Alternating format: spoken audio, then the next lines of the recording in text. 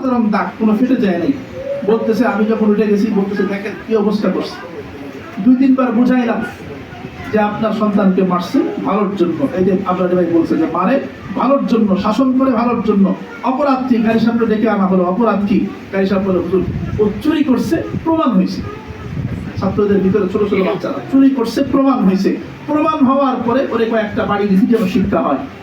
বাপ মা কোনোভাবেই মানতে নারাজ না, আমার সন্তান চুরি করে না।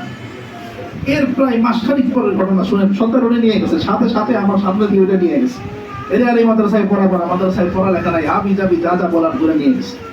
নিয়ে যাওয়ার প্রায় মাসখানিক পরের ঘটনা, একদিন হঠাৎ করে আমার আরেক ছাত্র আমার জানাইলো, হুজুর ওই যে যেই ছাত্রটাকে মাদ্রাসা থেকে নিয়ে গেছে আপনি বারবার নিষেধ করছিলেন, হ্যাঁ সেই ছাত্রটা বাজারের মধ্যে চুরি করে ধরা খাইছে, ওরে গাছের সঙ্গে বেঁধে রাখছে। এখন কি করবেন বলেন? এই যে তারে বাজারের মধ্যে মানুষ মাইক দিছে, বাজারের মধ্যে বেল দিয়ে মারছে, যে পরনের যে বেল থাকে না, বেল খুলে দেওয়ার পরে মারছে। প্রত্যেকটা বাড়ি এরকম দাগ লাগা আছে। আমরা ছবি তুলে পাঠাইছে, ওই কারেন্টের খুঁটির সঙ্গে বেঁধে রাখছে। তাহলে খেয়াল করেন, এখন বাপ মা কাকে মারবে, কাকে এখন বাপ মা গালি দেবে, কাকে বকা দেবে? উস্তাদ শিক্ষা দিতে চেয়েছিল, যদি সেই গার্ডিয়ান ধৈর্য ধারণ করে সেই শিক্ষাকে অর্জন করতে পারত, নিতে পারত, যদি ধৈর্য ধারণ করতে পারত, হয়তো বা পরবর্তীতে বড় ধরনের কোনো চিন্তা ধরা খাইত। এটাই শিক্ষা।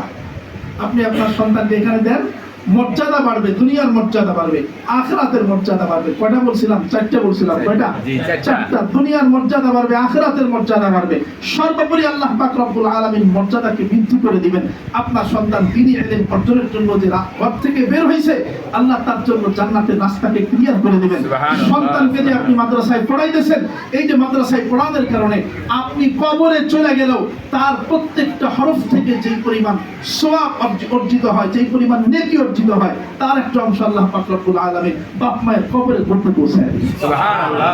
আল্লাহ পাক রব্বুল আলামিন আমাদের সবাইকে এই অনুযায়ী আমল করার তৌফিক দান করুন। আমিন। ধৈর্য ধারণ করে সন্তানকে মাদ্রাসার শিক্ষায়, দ্বীনি শিক্ষায় শিক্ষিত করার তৌফিক দান করেন। আমিন। সবাই বলেন আমিন। ওয়া আখিরু দাওয়ানা আলহামদুলিল্লাহি রাব্বিল আলামিন। জাযাকাল্লাহ।